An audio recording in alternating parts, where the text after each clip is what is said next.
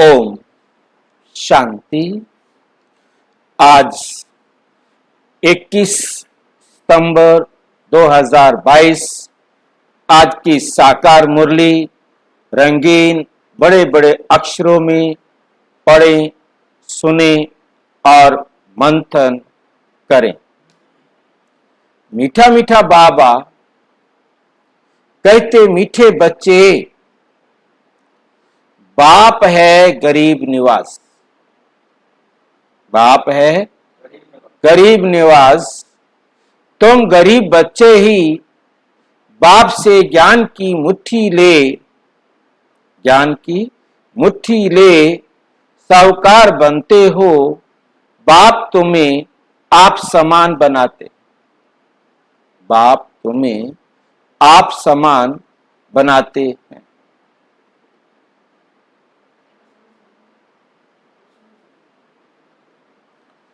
मीठा मीठा बाबा कहते, बाप है गरीब निवास, तुम गरीब बच्चे हो। बाप से क्या लेते हो? ज्ञान की मुट्ठी, ज्ञान खजाना लेकर साहूकार बनते हो। बाप तुम्हें आप समान बनाते, कितना साहूकार बनाते हैं? आप समान। प्रश्न, असुरों के विघ्न जो गाए हुए हैं वे इस रुद्र यज्ञ में कैसे पड़ते हैं? कितने असुरों ने विघ्न डाले राम के कार्य में, भगवान के कार्य में क्या डाले? विघ्न डाले। वो कैसे पड़ते हैं? इस यज्ञ में, रुद्र यज्ञ में कैसे पड़ते हैं? मनुष्य तो समझते हैं असुरों ने शायद यज्ञ में गोबर डाला होगा, किचड़ा डाला होगा, वो यज्ञ करते थे, ऊपर से मांस डाल देते थे, है नहीं, तो यज्ञ को खराब कर देते थे। परंतु ऐसा नहीं। यहां जब किसी बच्चे को अहंकार आता है, कोई ग्रहचारी बैठती है, तो जैसे किचड़ा बरसने लगता है। क्रोध में आकर मुख से जो कुछ फालतू बोलते हैं, यही इस रुद्र यज्ञ में बहुत बड़ा विघ्न डालते हैं। कई बच्चे संग दोष में आकर अपना खाना खराब कर देते। खाना खराब करना किसको याद है? खाना खराब कर देते हैं। आया था कभी? हाँ, कई बार आता है जी। हाँ, अपना भाग्य पर लकीर लगा देते, क्योंकि उनका भाग्य फिर श्रेष्ठ नहीं लिखा जा सकता। ये खाना है करैक्टर वाला, चरित्र वाला। उनका चरित्र बिगड़ गया तो उनके सर्टिफिकेट में लिखा गया कि इनका चरित्र खराब है।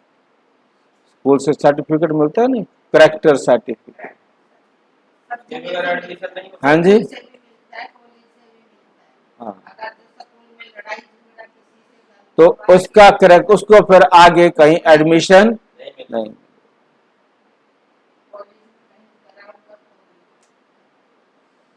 ऐसे यहां से भी करैक्टर सर्टिफिकेट मिल जाए।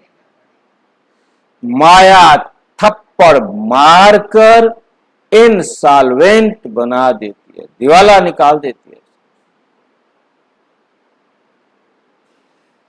ओम शांति। याद में बैठे हो तो जैसे योग में बैठे।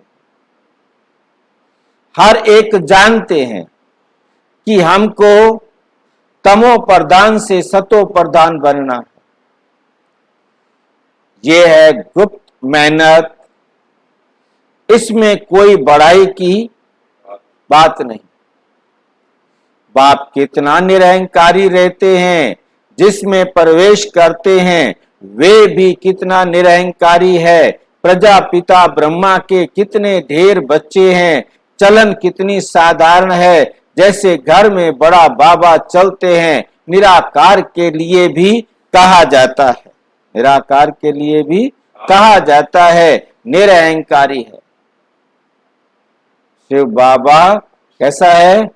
जरा भी अहंकार नहीं। ये मेरे को बदनाम करते आए, कंकर पत्थर ठिक्कर में डाल दिया, मेरी बेइज्जती करते आए, इनको क्यों मैं जाकर सुनाऊं? मैं इतना सुना कर आता हूं, उसके बाद भी ये सुधरते नहीं है, मेरी बात मानते नहीं है, क्यों मैं जाकर के इनको सुनाऊं? हम जो 2-4 बार किसी को सुना देवे, एक बार सुना देवे, उसने रुचि नहीं ली, तो हम कहते हैं छोड़ो इसको, मरने तो इसके भाग्य में ही नहीं है, और हम उसको फिर दोबारा सुनाते ही नहीं, ये मजाक करते हैं, छोड़ो इनको। परंतु बाबा कुछ मर्जी करते रहो, वो रोज आना आके सुनाता रहता। गुप्त है ना, इनको ये नहीं रहता कि हमारा शो हो, भबके से सबको पता पड़े, भबके से नाम तो होता है ना। बाप कहते हैं ये सब रस्म रिवाज कल युगी देह अभिमानियों की है, यहाँ तो शांति में आते जाते हैं। बाबा तो हमेशा कहते हैं स्टेशन पर भी कोई ना आवे, कोई हंगामा नहीं। बाप कहते हैं मुझे गुप्त ही रहने दो, मुझे गुप्त ही रहने दो, इसमें ही मजा है। बड़े भबके वालों को, बड़े आदमी को मारने में भी देरी नहीं करते। बाबा तो है ऊंच ते ऊंच, चलन गरीब से गरीब चलते हैं। बाप गरीब निवाज है ना, गरीबों से ही मिलने आते हैं। साहूकार लोग तो नामी ग्रामी मनुष्यों से ही मिलते हैं, इनको तो गरीब ही प्यारे लगते। शिव बाबा को तो गरीब ही प्यारे लगते हैं, गरीबों पर ही तरस पड़ता है। कौन गरीब होते हैं जिन पर बाबा को तरस पड़ता है? गरीब कौन होते हैं?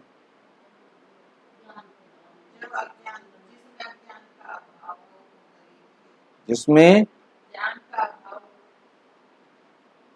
कल बाबा ने कहा था, आओ मेरे कंगाल बच्चे। वो गरीब होते हैं अमीर होते हैं?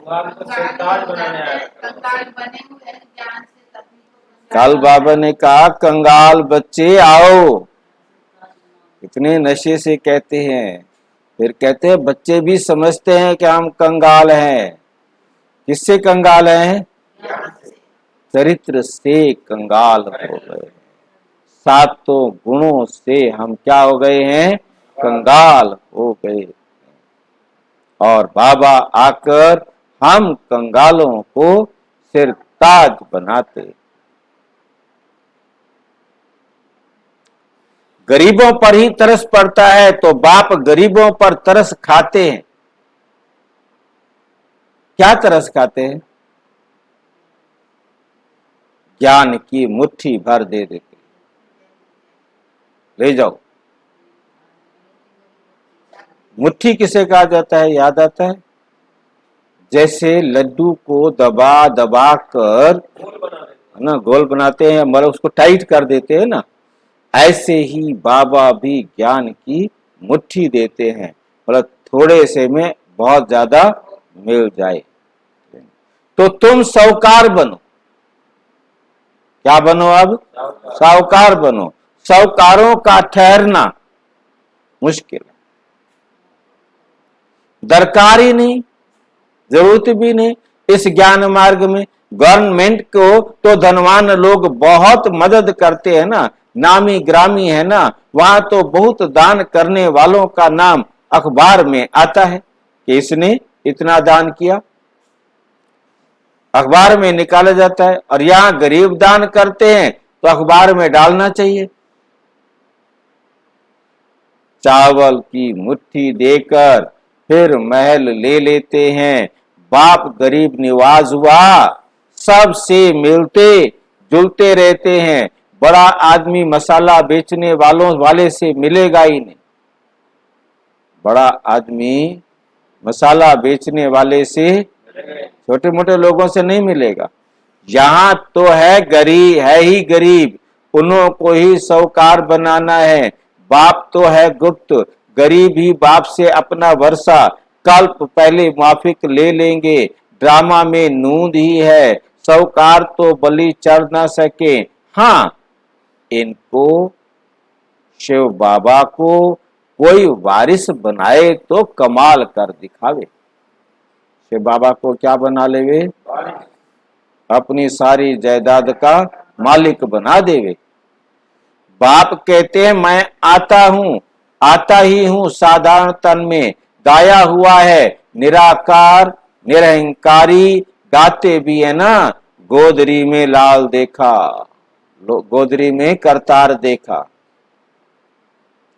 गोदरी में किसको देखा? करतार को देखा। देखो बाबा ठंडी में गोदरी लेकर आकर बैठते हैं ना। किसको पता है गोदरी के बारे में? हाँ जी, गोदरी किसको पता है? पहले होता था गांव में,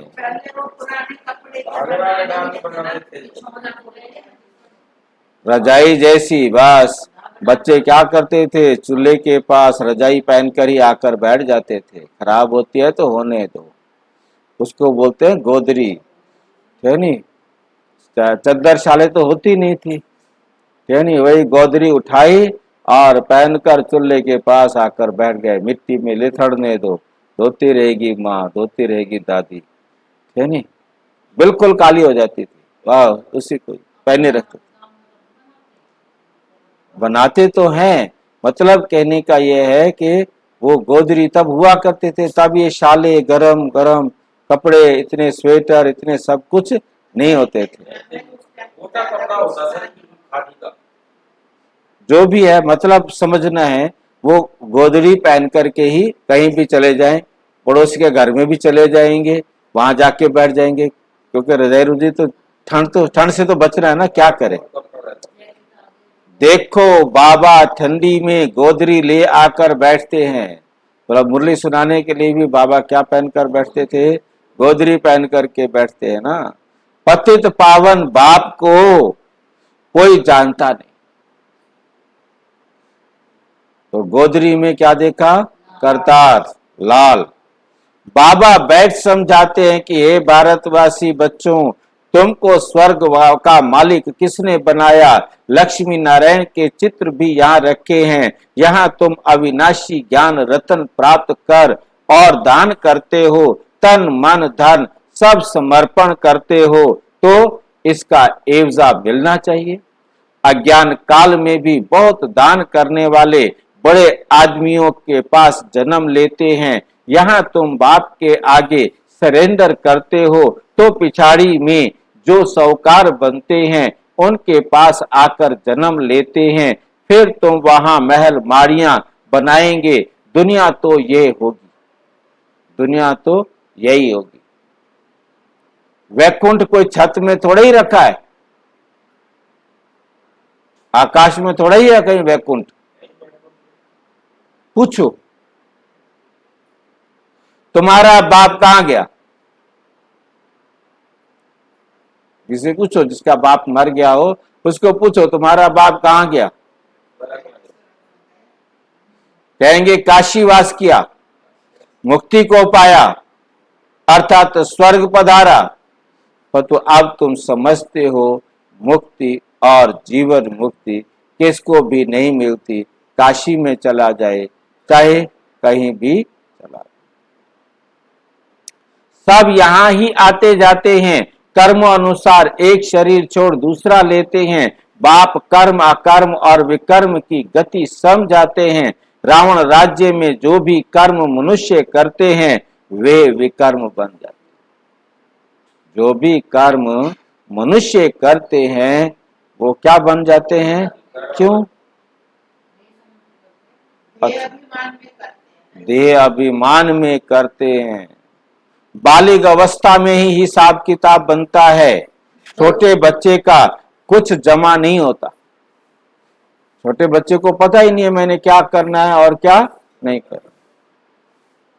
क्योंकि जब उसके अंदर ईर्ष्या, नफरत, भय, चिड़चिड़ापन, बदले की भावना आती है, तब वो कर्म करता है, वो विकर्म बन जाते हैं। तब तो जब तक भोला रहता है, किसी ने उसको प्यार किया, उसी का है, जो उसको दे दिया। अब वो किसी को दुख देने वाला काम सोचता नहीं कि मैंने किसी को दुख देना है। बाद में जब मेरी तेरी आती है, तभी उसका हिसाब बनना शुरू। तो उनके माँ बाप काम कटारी पर चढ़ा देते हैं, बच्चे को तो पता ही नहीं होता, उसकी शादी कर देते हैं, उसको पता ही नहीं है। ये भी कर्म विकर्म हुआ, ये भी पाप कर्म हो गया। वहां माया का राज्य ही नहीं है, ये एक भी मनुष्य जानते नहीं। तुम बच्चों को बाप देही अभिमानी बनना सिखलाते हैं, और कोई सत्संग में ऐसे नहीं कहेंगे कि तुम्हारी आत्मा में सारा पार्ट बजाने की धुन है। आत्मा शरीर छोड़ दूसरा ले पार्ट बजाती है, आत्मा ही कानों से सुनती है। अब तुमको सेल्फ रियलाइजेशन कराया है, हम आत्मा ही 84 जन्म लेते हैं। आत्मा को अब निश्चय हुआ है, दे अभिमान त्याग खत्म करो, और पहला अवगुण ही यही है। दे अभिमान आने से ही और विकार चटकते हैं। विकार क्या होते हैं? चटकते हैं। तो अब देही अभिमानी बनना है। बाबा हम आत्माएं बस आई की आई, 84 जन्म पूरे किए हैं, ड्रामा अब पूरा हुआ, अब हमको नया जन्म मिलेगा, खुशी होनी चाहिए ना। सर्प खल छोड़ता है फिर नहीं लेता है, सन्यासी ये मिसाल दे नहीं सकते। यहाँ तुम भी नई खाल लेने के लिए कि पहले पुरानी छोड़ते हो, फिर वहां हर जन्म में आप पे ही पुरानी खाल छोड़ नई ले लेते हो। बच्चे समझते हैं कि अब हम ये पुरानी खाल छोड़ घर जाएंगे, फिर स्वर्ग में समय पर पुराना शरीर छोड़ दूसरा लेते रहेंगे। स्वर्ग में पुराना शरीर छोड़ दूसरा लेते रहेंगे। सर्प तो बार बार बहुत बार खाल उतारता है, तुमको तो यहाँ प्रैक्टिस कराई जाती है। ये 84 जन्मों की सड़ी हुई खाल है। ये शरीर क्या है? शरीर का हाँ,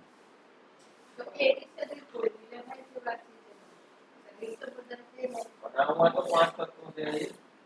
फिर ये खड़े सड़ी हुई खाल कैसे हुआ? अब ये आप बच्चा अभी पैदा हुआ है, उसको सड़ी हुई खाल बोलोगे? आत्मा है ना उसमें। 5 तत्व पति तो हो गए हैं ना, इसलिए सड़ी हुई है। हाँ, सबके सड़ी हुई खाल है, क्योंकि आत्मा पतित हो रही है। आत्मा पति हो गई, शरीर भी पति। आत्मा ने जब बिल्कुल पवित्र थी, तो उसने अपनी पवित्रता के आधार पर पवित्र तत्वों से शरीर लिया। आज बेशक तमो प्रधान दुनिया है, कृष्ण सतो प्रधान आत्मा ने कौन सा शरीर लिया? पतित। आत्मा पावन है, बेशक दुनिया पतित है, उन्होंने विकारी शरीर लिया है क्या? निर्विकारी शरीर लिया है, तो पावन शरीर लिया है। आत्मा पवित्र है तो पांचों तत्व भी पवित्र है नहीं? बल इस समय संगम युग का मतलब ही यही है कि यही समझाना कि श्री कृष्ण का सतो प्रधान जन्म हुआ। सतयुग है, संगम युग है ना, तो दोनों युग है। और सतयुग है तो प्रकृति भी पावन। आत्मा पवित्र बनेगी तो फिर शरीर भी पावन मिलेगा। तो ये 84 जन्मों की सड़ी हुई खाल है। कृष्ण का जन्म पहला जन्म रहेगा या आखिरी जन्म रहेगा? आखिरी जन्म तो ब्रह्मा बाबा का है, हाँ, आखिरी जन्म। आखिरी जन्म ब्रह्मा बाबा का। पहला जन्म है। 21वां जन्म जो है, ये एक जन्म तो जो हीरा जन्म था, वो तो था डायमंड जन्म, जिसमें वो हीरे जैसा बना, और जिसके बाद उसने सतो प्रधान शरीर लिया, वो उसका दूसरा जन्म, वो उसका दूसरा जन्म। नहीं समझ? आखिरी जन्म होगा। आखिरी क्यों होगा? मेरा जन्म तो वैष्णो बनते ही धीरज जन्म। ब्रह्मा बाबा का अपना जन्म था, लास्ट जन्म, ठीक है। ये सब लास्ट जन्म ब्रह्मा। और उस लास्ट जन्म में जिस दिन उसने शिव बाबा को पहचाना, वो था उसका पहला जन्म, वो था डायमंड जन्म, वो था हीरे जैसा अनमोल जन्म। और उसने जो ये कृष्ण का जन्म लिया संगम पर सतयुग में, ये है उनका दूसरा जन्म। अब इनके होंगे पूरे 21 जन्म। और जो आत्मा डायमंड जन्म पर, मतलब डायमंड जन्म लिया, डायमंड जन्म तो सबको मिल ही जाता है जो बाबा के बच्चे बने, परंतु उस डायमंड जन्म में जो अपने आप को 100% प्योर बनाते हैं, उनके पूरे 21 जन्म होते हैं। जो 100% नहीं बनाया, जो 100 साल लेट आए, 150 साल लेट आए, उनके एक जन्म खत्म। 200-300 साल लेट आए, जो 300 साल, क्योंकि 150 साल की एवरेज एज है ना, लगभग जो 300 साल लेट आए, उसके 21 में से 2 जन्म खत्म। ठीक है क्या नहीं? तो जो जितना लेट आएगा, उसके उतने जन्म कम। इसका मतलब डायमंड जन्म में उसने आपको कम पवित्र बनाया। जो 100% पवित्र बनेंगे, वही तो पहले जन्म में आएंगे, सतयुग के पहले जन्म में आएंगे। तो श्री कृष्ण का सतयुग का पहला जन्म है। बात समझ में आई है या नहीं आई है? तो डायमंड जन्म पहला जन्म था, सतयुग का पहला जन्म श्री कृष्ण का होता है, और वो 20 जन्मों में से पहला जन्म, क्योंकि 8 जन्म है ना सतयुग में। सतयुग में 9 जन्म तो है ही नहीं, 8 जन्म और 12 जन्म त्रेता में, तो 20 हो गए ना। तो एक जन्म डायमंड, डायमंड जन्म तो सबका होता है, परंतु उस डायमंड जन्म में जो कितने डायमंड बने, उतने आगे उसको जन्म मिलेंगे। जिसमें दाग ज्यादा हैं, उनके वो उतना टाइम लेट आएंगे, और उतने जन्म उनके कम हो जाएंगे।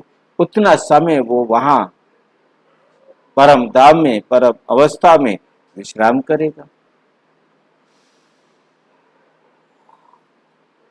ये 84 जन्मों की सड़ी हुई खाल है, इनको श्याम कहा जाता है।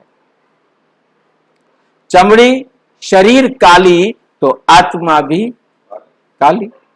सोना 24 कैरेट होता है, तो जेवर भी 24 कैरेट बनता है। आगे खाद डालने का कायदा नहीं था, सच्चा सोना चलता था। ये गिन्नी आदि विलायत से निकली है। विलायत में सच्ची मोहरें बनती नहीं, यहाँ ही सच्चे सोने की मोहरें थी। अब तो सब महंगा ही हो गया है, सोने में खाद डालनी ही है। तुम्हारे दिल में गुप्त खुशी है कि हम तो जाकर सोने के महल बनाएंगे। जैसे यहाँ पत्थरों की दीवार है, वहां सोने की दीवार होगी। हम पारस बुद्धि बनते हैं, तो महल भी सोने के बनते हैं। पुराना सब खलास हो जाएगा। इस ड्रामा को बड़ी युक्ति से समझना होता है। नई दुनिया में सब कुछ नया होता है। ये कितनी सहज बातें हैं। अच्छा, ये भी समझ में ना आए तो बाप को बड़े प्यार से याद करो। इसलिए ये सब महीन बातें बाबा ने देर से समझाई हैं। शुरू में बहुत सहज तोतली बातें सुनाते थे। ऐसे थोड़े ही कहेंगे कि बाबा ने ये सब पहले क्यों नहीं सुनाया, कि आत्मा इतनी छोटी है। ड्रामा अनुसार जो कुछ पास हुआ, कल्प पहले माफिक जैसे समझाया था ऐसे समझा रहे हैं। मनुष्य इस ड्रामा के बंधन में बंधा हुआ है। कल्प बाद ही फिर ऐसे समझा रहे हैं, फिर अभी ऐसे ही समझाएंगे। बहुत बच्चे साधारण रूप देख मूंझते हैं, उल्टा बोलने लग पड़ते हैं। अच्छे अच्छे बच्चे, उनको भी माया चमाट मार देती है। समझते हैं बस जो कुछ है निराकार ही है। सो तो ठीक है ना, वो तो ठीक है ना। निराकार नहीं होता तो तुम कैसे होते। परंतु निराकार को तो रथ जरूर चाहिए ना, निराकार को तो रथ जरूर चाहिए ना। रथ बिगर क्या करेंगे, शिव बाबा क्या करेगा।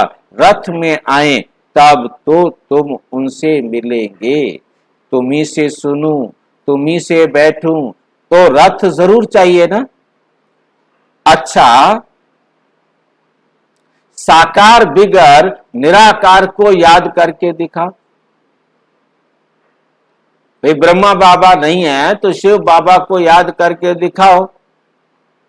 क्या तुमको ज्ञान से प्रेरणा मिलेगी? फिर मेरे पास आए ही क्यों हो? ज्ञान पढ़ लो, सुन लो। ये बाबा भी कहता है कि वर्षा तो शिव बाबा से लेना है। शिव बाबा कहते हैं मैं इस साधारण तन में बैठ पढ़ाता हूं। पढ़ाई तो जरूर चाहिए ना, पढ़ाई तो जरूर चाहिए ना। बहुत अच्छे अच्छे बच्चों को का माथा ही फिर जाता है। 2-4 सेंटर खोलते तो बस अहंकार आ जाता है, फिर उल्टा बोलते रहते हैं। फिर कभी बुद्धि में आ भी जाता है कि ये हमने ठीक नहीं किया, फिर पश्चाताप करते हैं। बाबा कहते हैं मैं साकार बिगर कैसे समझाऊंगा। इसमें प्रेरणा की तो बात ही नहीं है। मैं टीचर के रूप में बैठता, शिव बाबा टीचर के रूप में बैठता हूं। गरीबों पर माथा मारते हैं। किस पर माथा मारते हैं? गरीबों पर। माथा है बाबा का।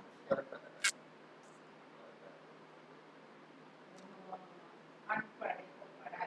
हाँ, गरीबों को ही दान करना चाहिए। कोई भी बात समझ में ना आए तो बोलो अच्छा बाबा से पूछकर बताएंगे, क्योंकि ज्ञान की अभी बहुत मार्जिन है। आगे चलकर समझते जाएंगे। दिन प्रतिदिन तुम नई नई पॉइंट सुनते रहेंगे। तुम बच्चों को तो बिल्कुल ही निरहंकारी बनकर रहना है। अहंकार आने से ही फिर सारा किचड़ा बाहर निकल आता। अहंकार आने से ही फिर सारा किचड़ा बाहर निकल आता है। किचड़े की जैसे वर्षा होती है। कहते भी हैं रुद्र यज्ञ में असुरों का किचड़ा पड़ा। वे समझते हैं शायद गोबर आदि डालते होंगे। सचमुच ये गोबर है, सचमुच ये गोबर है। फालतू बोलने लग पड़ते हैं, क्रोध आदि करते ये जैसे गोबर डालते हैं। चलते चलते किसको ग्रह चारी बैठती है तो क्या हो जाता है? छटेले बन जाते हैं। क्या होता है छटेले? हाँ, जिसका बाबा में निश्चय ना हो तो ये बांट देते ना। आपको कोई काम के नहीं, अलग कर देते हैं। उन्हें अलग कर देते, नए नए शब्द लाता है। छटे हुए, छटेले मतलब छटे हुए। हम हिंदी में बोलेंगे छटे हुए। ये छटा हुआ बदमाश है, बिगड़ा हुआ है, यानी जो बिगड़ जाते हैं ना उनको फिर कहते हैं ये, हाँ, क्या कहते हैं भाई? छटा छटाया, छटा हुआ, बाबा ने क्या बोला? छटेले, छटेले, छठेले, मैंने सोतेले सुना। छटेले, छटे हुए, ये छटा हुआ है। माया थप्पड़ मारकर एकदम दिवाला निकाल देती है। कमाई में ग्रहचारी होती है ना, तब तो कहते हैं आश्चर्यवत सुनंती कथंती, संग दोष में आकर अपना खाना खराब करांती। बस बाबा कहते बच्चे बहुत खबरदार रहना है, संग तारे कुसंग बोड़े। बाबा बिल्कुल मना कर देते हैं, बड़े आदमी के दुश्मन बहुत बन पड़ते हैं। यहाँ फिर विष का खाना ना मिलने से कामेशु क्रोधेशु बन पड़ते, दुश्मन बन पड़ते। बस हम इनको मार देंगे। कामवश क्रोधवश क्या करते हैं, मार डालते।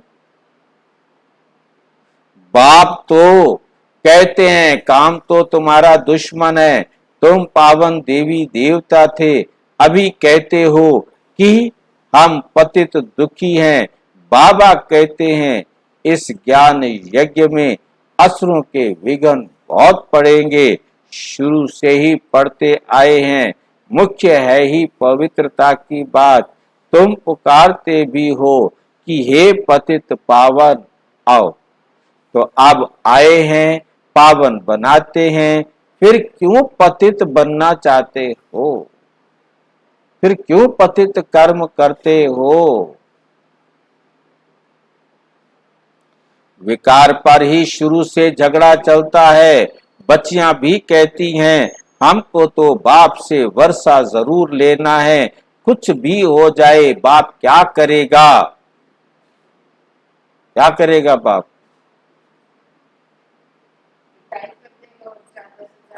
मारेगा ना। लड़ाई में कितने मरते हैं, तुमको बाप कोई मार नहीं डालेगा, हाँ सहन करना पड़ता है, इसमें महावीरता चाहिए। शिव शक्ति का गायन तुम्हारा ही है, आदि देव को महावीर कहते हैं, परंतु अर्थ थोड़ा ही समझते। अब तुम समझते हो कि माया पर जीत पाते हैं और दूसरों को माया जीत बनाते हैं। देलवाड़ा मंदिर में जगत अम्बा भी बैठी है, कोठरियों में बच्चियां भी बैठी हैं, महावीर बच्चे सब ब्राह्मण ब्राह्मणियां ठहरे। तुम्हारी बुद्धि में कितना राज है, हूबहू तुम्हारा ही यादगार है। लक्ष्मी नारायण का मंदिर भी यादगार है। गांधी की बरसी मनाते, गांधी की बरसी मनाते हैं, ये किया। टैगोर का ऐसा था, अच्छा काम करते थे। कितनी बड़ी बड़ी जीवन कहानियां लिखी हुई हैं, कितने वॉल्यूम्स हैं। वॉल्यूम समझते, अंग्रेजी का शब्द है, और एक किताब, दो किताब, तीन किताब, ऐसे उनको वॉल्यूम कहा जाता है। पर जीवनी इतनी लिखी है कि एक किताब में पूरी नहीं हुई, कई कई किताबों में उनकी जीवन कथा लिखी। सारी सृष्टि के आदि मध्य अंत का राज तुम्हारी बुद्धि में है। बुद्धि में ही ज्ञान की धारणा होती है। किन की बुद्धि विशाल है, किन की कम है, नंबर है ना। ये है नई नॉलेज, बाप के सिवाय कोई सुना नहीं सकता।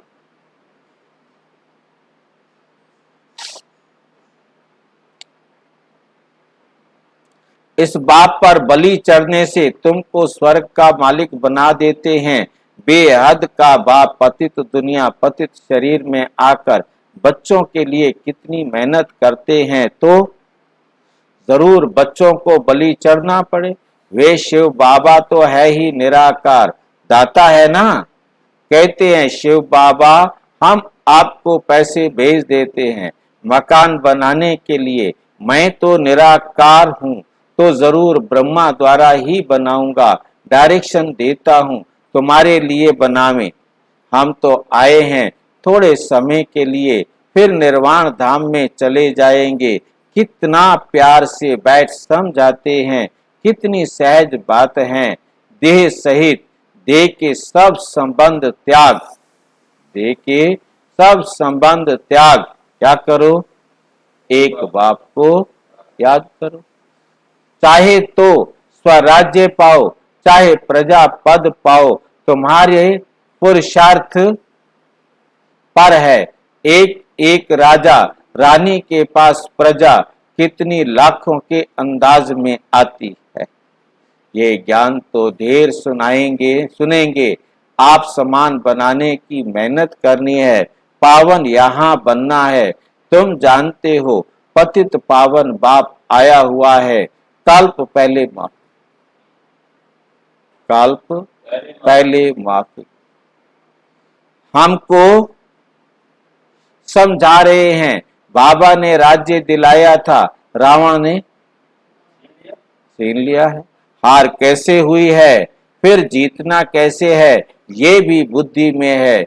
बहुत बच्चे ये भी भूल जाते हैं, माया नाक से पकड़ लेती है, सेकंड में जीवन मुक्ति पाते हैं, फिर छत जीवन बंधन भी हो जाते। देरी नहीं करते हैं।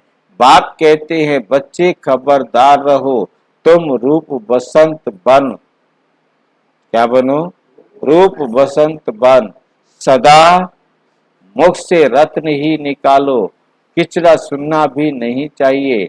समझो हमारा ये दुश्मन ज्ञान के सिवाय और सब बातें सुनना दुश्मन, एविल। अच्छा,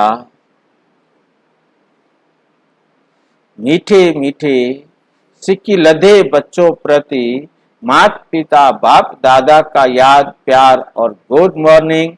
रूहानी बाप की रूहानी बच्चों को नमस्ते। हम रूहानी बच्चों की रूहानी बाप दादा को नमस्ते नमस्ते नमस्ते। धारणा के लिए मुख्य सार नंबर 1, पहला अवगुण जो देह अभिमान का है उसे निकालकर पूरा पूरा देही अभिमानी बनना है। पूरा पूरा देही अभिमानी, अविनाशी ज्ञान धन जो बाप से मिल रहा है उसका दान करना है। बाप समान बनना है, निरहंकारी, बाप समान निरहंकारी बनना है। मुख से रतन निकालने हैं, इविल बातें नहीं सुननी, शैतानी बातें गंदी बातें नहीं सुननी है। वरदान, रहम की भावना को इमर्ज कर, क्या करो, इमर्ज, रहम की भावना इमर्ज कर दुख दर्द की दुनिया को परिवर्तन करने वाले मास्टर मर्सीफुल भव।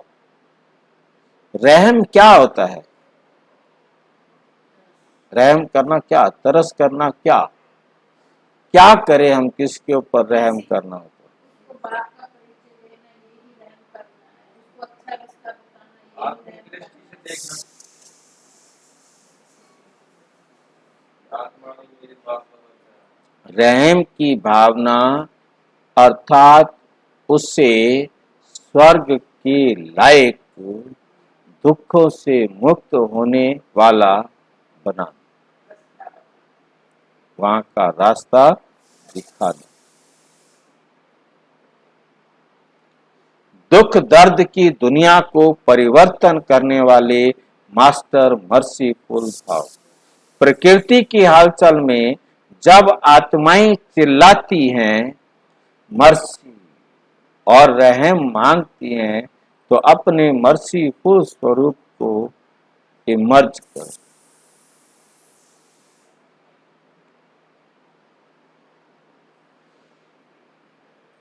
फिर क्या करना है? उनकी पुकार सुनो, उनके दुख दर्द की दुनिया को परिवर्तन करने के लिए स्वयं को संपन्न बनाओ, ताकि उनके जीवन से दुख दर्द दूर हो जाए। परिवर्तन की शुभ भावना को तीव्र करो। पता तो है ये करना है, इनको ऐसे ऐसे समझाऊं तो इनको समझ में आ जाएगा, इनके दुख निकल जाएंगे, परंतु मैं टाइम ही ना दूं, मेरे पास तो टाइम को ना।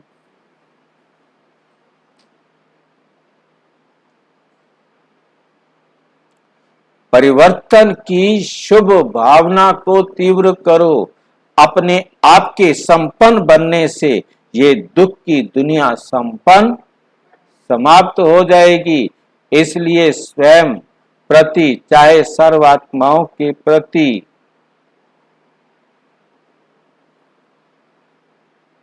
सर्व आत्माओं के प्रति रहम की भावना इमर्ज करो। जहां रहम होगा वहां तेरा मेरा भी हलचल नहीं रहेगी।